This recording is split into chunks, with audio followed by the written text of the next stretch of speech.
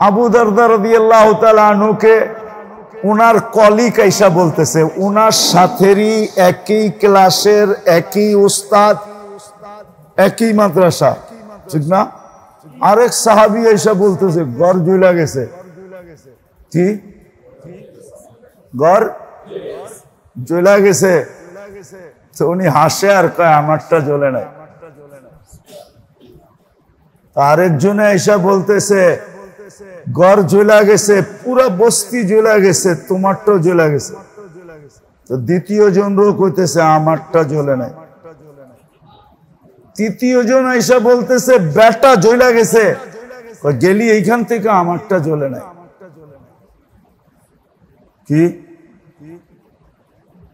তো তিনজন ধরছে, ওই তুই এত দৃঢ়তার সাথে কোত্থেকে বলস? এক ওস্তাদেই তো আমরা, এক মাদ্রাসায় তো, একই ক্লাসে পড়ি, সব তো একই সাথে, এত দৃঢ়তার সাথে কোত্থেকে বলতেছো যে জ্বলে নাই? বেটা সকালে দোয়া পড়া বাড়িছি, আল্লাহর রাসূল বলছে এই দোয়া যে পড়া বাহির হবে সন্ধ্যা পর্যন্ত হঠাৎ বিপদ ওর ওইখানে আসতে পারে না, না না না না। আগুনে জ্বলা যাওয়া তো এটা হঠাৎ বিপদ। আমি দোয়া পড়া ঘরের থেকে বেরিয়েছি, বাগান থেকে।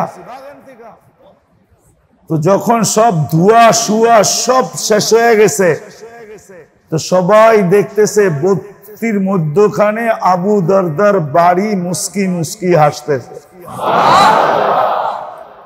একটা খড়ও জ্বলে নাই। এটা হলো ওনাদের ইয়াকিন এতটুকু ছিল, শুনতেন একদিকে, গাতেন আর আমগো জিন্দেগি চলে যায়। তারপরও এই জন্য একটা কথা মনে উঠলো, যদিও সময় হাতে নাই, দোয়া করেন আজকে সময়ের ভিতরে আল্লাহ বরকত দিয়া দেন। জোরে বলেন মনের থেকে বলেন। আমি বড় পেরেশানিতে আছি যে সময় নিয়ে কি করব। তো যেটা বুঝাইতেছিলাম, আমরা কিন্তু এখন কুফরের সীমান্তে দাঁড়ায় আছি। টাচ লাগলেই আমরা শেষ। অনেক সময় এরকম থাকে যে টাচ লাগলেই,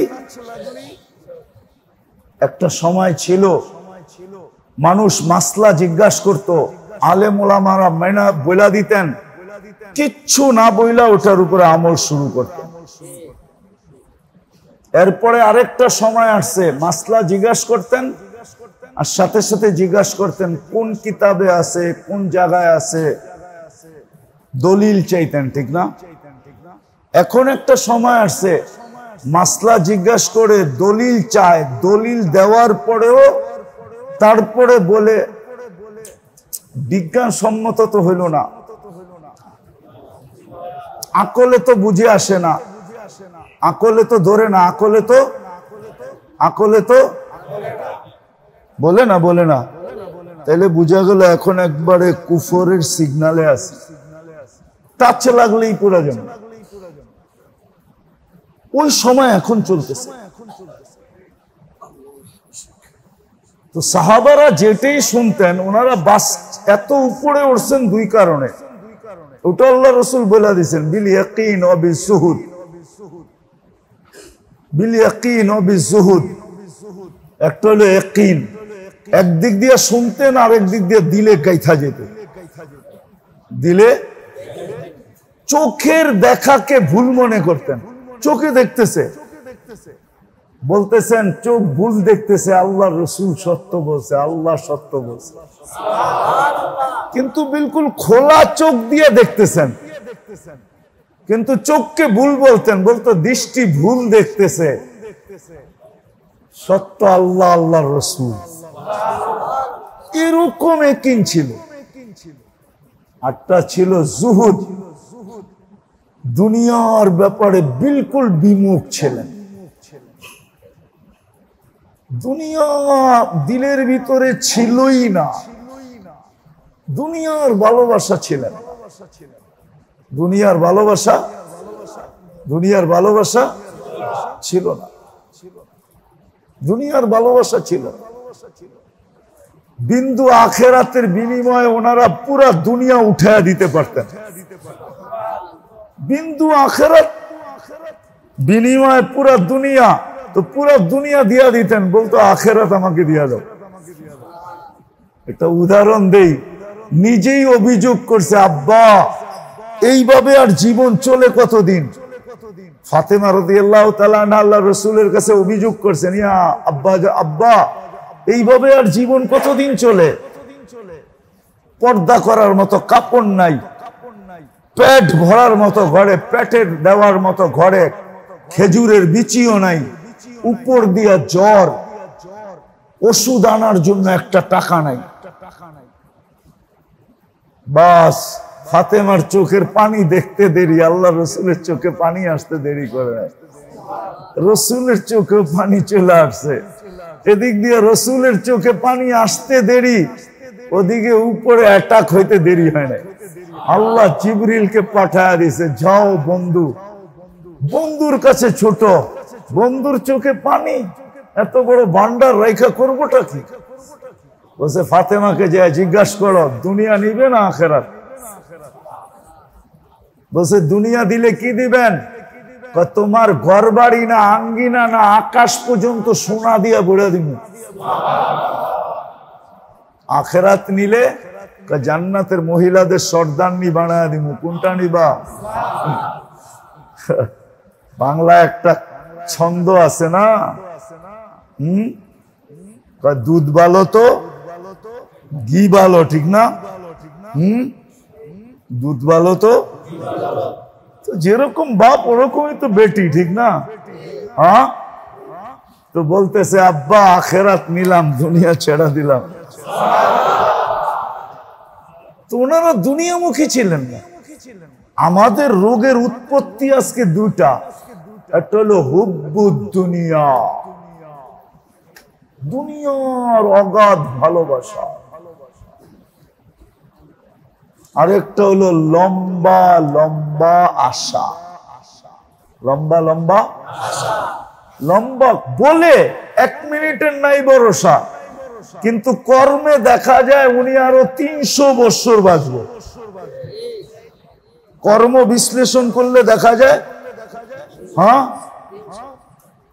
আচ্ছা বলেন, একটা মানুষ 60-70 বছর বাঁচার লেগে কয় টাকা লাগে? কিন্তু পেপার পত্রিকা দুনিয়া যদি দেখেন তো হাজার হাজার কোটি টাকার মালিক। কি করব? তারপরও টাকা লাগে, তারপরও না লাগে না। আমাদের সমাজে এই চিত্র কি কম না কম? বিরল। কয় টাকা লাগে একটা মানুষের চলতে? 70 কোটি টাকা, তারপরও কিচ্ছু হয় না, তারপরও গলা শুকায় না, কিচ্ছু হয় না, কিচ্ছু করতে পারি না, কি করছি, ঠিক না? তো লম্বা লম্বা আশা, যদিও বলে 1 মিনিটের নাই ভরসা, কিন্তু ওনার কর্ম দেখলে মনে হয় উনি বাঁচবে 3000 বছর। 200-100 বছর তো বাঁচবই, ঠিক না?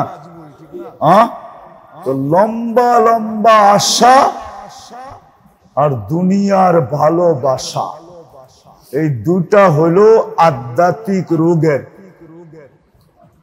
সবচেয়ে বড় মূল নীতি। এই দুটার থেকে তরে শুরু হয়। প্রথম এই দুটা হয়, তারপরে আধ্যাত্মিক রোগ হইতে থাকে। হইতে হইতে আমি শেষ সীমানা বলতেছি। আল্লাহর রাসূল ইঙ্গিত দিছেন, এক সময় আসবে ইয়াবিউদ্দিন বিআরদিন ইয়াসির মিনাদ দুনিয়া, সামান্য দুনিয়ার বদলায় দিনকে সোনার প্লেটে রাইখা বিক্রি করে দিবে। সামান্য দুনিয়ার বিনিময়। কিন্তু এই দুটার থেকে হয় রোগ।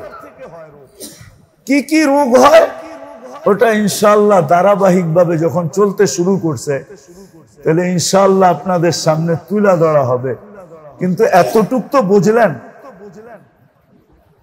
যে আধ্যাত্মিক রোগের মূল ক্ষেত্র কোথায়, জায়গা কোথায়? কলব, দিল। আর মূল নীতি শুরু হয় কি দিয়া? কোত্থেকে শুরু হয়? দুইটা। কয়টা? দুনিয়ার আর লম্বা লম্বা, দুনিয়ার লম্বা লম্বা, লম্বা লম্বা আশার দুনিয়ার ভালোবাসা। এই দুটার থেকে রোগ শুরু হয়। এই দুটাই হলো মূল নীতি। এই দুটার থেকে যে বাঁচলো, রব্বে কাবার কসম, হুজুররা মানবো না আমার কথা, হুজুররা মানবো না। আছে লোক যে দুটার থেকে বাঁচলো, ও সারা রাত্র ইবাদত করার দরকার নেই, সারাদিন রোজা রাখার দরকার নেই, ফরজ বলতেছি না, নফলের দরকার নাই। কেউ আছে না সারা বছর রোজা রাখে, ও সারাদিন তসবিহ পড়ার দরকার নাই।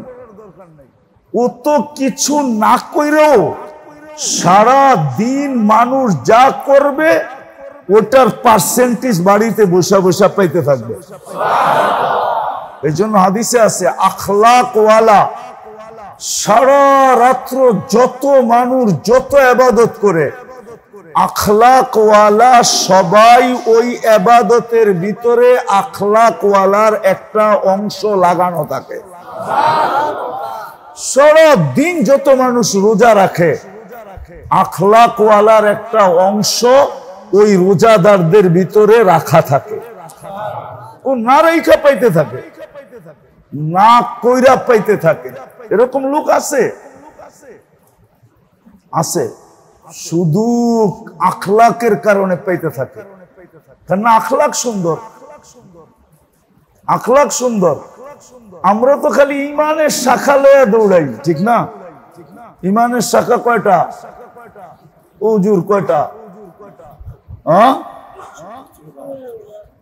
70 থেকে 72টা, ঠিক না?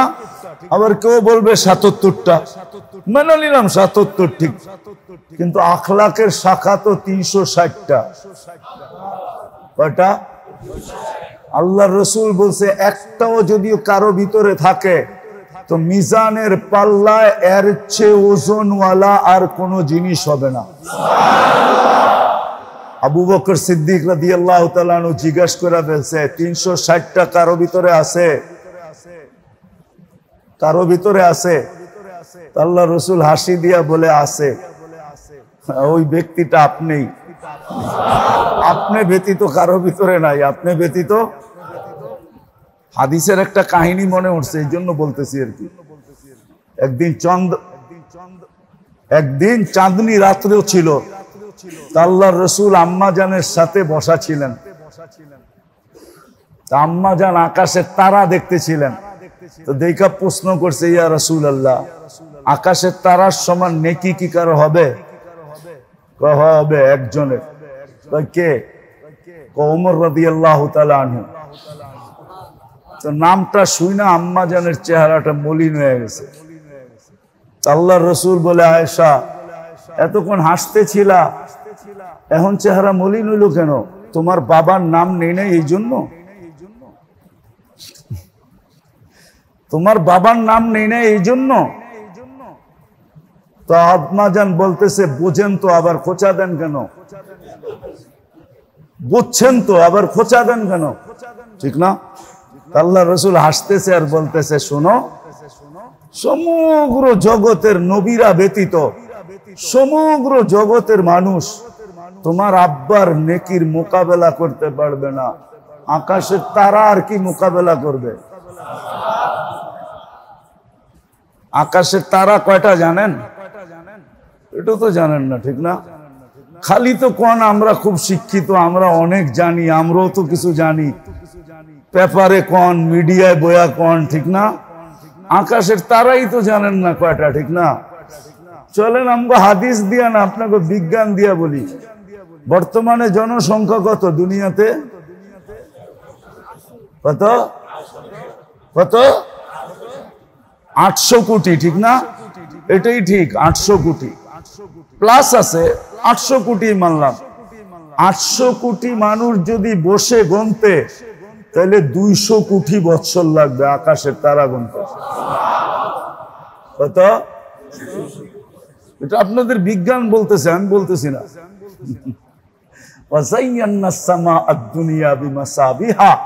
যে লাইটিং করছে আল্লাহ আকাশে, ওই লাইটিং গনতে গেলে 800 কোটি মানুষের 200 কোটি বছর লাগবে। ওমর রাদিয়াল্লাহু তাআলা আনহু এত নেকি, আর আবু বকর সিদ্দিক রাদিয়াল্লাহু তাআলা আনহু নেকির তো কোনো ঠিকানাই নেই। এই জন্য মেরে দোস্ত, কথা কিন্তু শেষ, যে আমাদের মূল আধ্যাত্মিক রোগের মূল স্থান হইল কোথায়? আর শুরু হয় কি দিয়া? দুনিয়ার আর লম্বা লম্বা আশা, দুনিয়ার ভালোবাসা আর লম্বা লম্বা। আর যে দুটার থেকে বাঁচতে পারলো, বাঁচার পদ্ধতিও বলবো, সিরিয়ালে যখন চলবে, আল্লাহ করুক তৌফিক দেখ, তখন বলবো যে এটার থেকে বাঁচা কি করা যায়, এটার থেকে বাঁচা কি করা যায়। লম্বা লম্বা আশা, দুনিয়ার ভালোবাসা, এই দুটা হলো মূল নীতি। আধ্যাত্মিক রোগ এইখান থেকে শুরু হয়। এই জন্য শরীরের রোগের থেকে বাঁচলাম কি বাঁচলাম না, এটা না ভাইবা আমাদের ভাবা উচিত যে আমি দিলের রোগের থেকে বাঁচতেছি কিনা, আমার দিল আক্রান্ত কিনা। শরীরের রোগের লাভ তো দেখাইলাম, কিন্তু দেখা যাবে দিলের রোগ হইতে পারে, যে দিলের রোগ হয়ে গেলে আল্লাহ না করুক, আল্লাহ না করুক, ক্ষতি হতে পারে, চিরদিন জাহান্নামে পর্যন্ত ঢুকায় রেখা দিতে পারে, বাঁচার কোনো রাস্তা থাকবে না। হায় আবু জাহেলের ভিতরে যদি একটা রোগ না থাকতো, একটা রোগ ওকে চিরদিনের জন্য আবু জাহেলও বানাইছে আর চিরদিনের জাহান্নামীও বানাইছে, শুধু একটা রোগ। কয়টা? ও যে আল্লাহর রসুলকে চিনে না এরকম না, চিনতো, কোরআন শুনতো, ঘন্টার পর ঘন্টা দাঁড়ায় কোরআন শুনতো, চিনতো, মানতো, স্বীকারোক্তি দিত, কিন্তু একটা রোগ ওর ভিতরে, শুধু একটা রোগ, ওকে চিরদিন চিরদিন ওর একটা অহংকার ছিল, শুধু একটা অহংকার, যে জীবন ভর কুরাইশের সাথে, বনু হাশেমের সাথে আমাদের প্রতিযোগিতা ছিল জীবন ভর। আজকে ওই বনু হাশেমের হাতে হাত দেই কি করে? ওই বনু হাশেমের কাছে সিলিন্ডার করি কি করে? জীবন ভর তো প্রতিযোগিতা ছিল। বনু হাশেম আর আমরা পাশাপাশি চলছি, কখনো বনু হাশেমকে জিততে দেই নাই, কখনো আমরা আমাদেরকে হারতে দেই নাই, কিন্তু আজকে এদের কাছে হারি কি করা, হাতে হাত রাখি কি করা, নবী মানি কি করা, সত্য তো বটে কিন্তু মানি কি করা। এতটুকু অহংকার ওকে আবু জাহেল বানায় দিছে, চিরদিনের জন্য জাহান্নামী বানায় দিছে। শুধু এতটুক না, আল্লাহর রাসূল ও লাশ দেখা বসে ফিরআউন হাদিহিল উম্মাহ, এই উম্মতের ফেরাউনের মৃত্যু আজকে হয়ে গেল। আবু জাহেল এই উম্মতের ফেরাউন ছিল। আল্লাহ আমাদেরকে যতটুক বললাম এতটুকের উপরে বুঝার, মনে রাখার, আমল করার তৌফিক দান করেন। আগামীতে আবার চলতে থাকবো। আল্লাহুম্মা সাল্লি আলা হাবিবিকা মুহাম্মদ কামা আনতা তুহিব্বু ওয়া তারদা, লাকাল হামদ কামা ইয়ানবাগি লিজালালি ওয়াজহিক ওয়া আযীমি সুলতানিক। ইয়া হান্নান, ইয়া মান্নান, ইয়া জাওয়াদ, ইয়া কারীম, ইয়া আল্লাহ। আয় আল্লাহ, আমাদের এই মজলিসকে কবুল করে। বেশি কিছু চাই না আল্লাহ, এই মজলিসকে শুধু কবুলিয়ত নসিব করে। যেখানে যে আসবে সে কবুল হয়ে যাবে। আমি বলবো এটা জরুরি না, যে বলবে সেও কবুল হবে, যে শুনবে সেও কবুল হবে, এই মহল্লাও কবুল হবে, মহল্লাবাসীও কবুল হবে। এই পুরো এলাকাকে কবুলিয়ত নসিব করেন। আমাদের ইসলাহি প্রোগ্রামের কারণে আল্লাহ আপনি কবুলিয়ত নসিব করেন। আর কিচ্ছু চাই না, আপনি আমাদেরকে কবুলিয়ত নসিব করেন। শুধু কবুলিয়ত চাই, শুধু কবুলিয়ত চাই, শুধু কবুলিয়ত চাই, শুধু কবুলিয়ত চাই, আর কিচ্ছু চাই না। আল্লাহ ভরপুর কবুলিয়ত নসিব করেন। ভরপুর কবুলিয়ত হইলে সব হবে, জরুরত পুরা হবে, মনের আশাও পুরা হবে। যে আয়েশা সুস্থতা চাবে তার সুস্থতাও মিলবে, যেই দোয়া করবে ওই দোয়াই কবুল হবে যদি এই মজলিস কবুল হয়ে যায়। আল্লাহ আমরা ধারাবাহিক ভাবে আজকের থেকে শুরু করতেছি। আল্লাহ আজকে আমাদেরকে কবুলিয়ত ছাড়া ফিরায় না, এই মানুষগুলোকে কবুলিয়ত ছাড়া ফিরায় দিয়েন না। আপনি একটু মেহেরবানি আজকে করেন, এতটুক দয়া আমাদের উপরে করেন, একটু ছিটা দিয়া দেন আমাদেরকে, ছিটা কবুলিয়তের একটু ছিটা দিয়া দেন। আল্লাহ এই পুরা এলাকাটাকে কবুল করেন, পুরা ওয়ার্ডটাকে কবুল করেন, পুরা থানাটাকে কবুল করেন। আল্লাহ যেই দুরবস্থার ভিতরে আজকে উম্মত আছে, আল্লাহ উম্মতকে এই দুরবস্থার ভিতর থেকে আপনি মেহেরবানি করে বাহির করা দেন, মেহেরবানির মাধ্যমে বাহির করা দেন, মেহেরবানির মাধ্যমে বাহির করা দেন। আপনার মেহেরবানি ছাড়া উম্মত বাহির হইতে পারবে না। আল্লাহ উম্মতের কাছে ওই আমল নাই, ওই আমলি শক্তি নাই, ওই রুহানি শক্তি নাই, কিচ্ছুই নাই। আয় আল্লাহ, আয় আল্লাহ, আয় আল্লাহ, আয় আল্লাহ, আপনার মেহেরবানি দিয়ে উম্মত বাহির হতে পারে। এখন তো এমনও কিছু জিনিস দিয়া বিজাতি উম্মতকে পরীক্ষা করতেছে যে দেখি তোমাদের দোয়ায় জোর কতটুকু আছে, তোমাদের দোয়ার ভিতরে রূহ কতটুকু আছে, শক্তি কতটুকু আছে। আমরা খবর পাইতেছি আল্লাহ, আমরা দেখতেছি যে এখন অনেকে বলতে শুরু করছে আগে ইস্তেসকার দোয়া করলে ঝুমঝুমায়া বৃষ্টি চলে আসতো, এখন মোল্লাগো দোয়ার ভিতরে জান নাই, মোল্লাগো দোয়ার ভিতরে শক্তি নাই। আল্লাহ আপনি মেহেরবানি দিয়ে উম্মতকে বাহির করা দেন। আল্লাহ উম্মত বহুত পিছে চলে গেছে, আরো যদি পিছে চলে যায় কাছে লাগলে মনে হয় কুফরের সীমান্তে ঢুকা যাবে, লাভ কি হবে আপনার। আল্লাহ আমাদের দোয়াকে কবুল করেন। সাল্লাল্লাহু তাআলা আলা খায়রি খালকি মুহাম্মাদি ওয়া আলিহি ওয়া সাহবিহি আজমাইন বিরহমাতিকা ইয়া আরহামার রাহিমিন।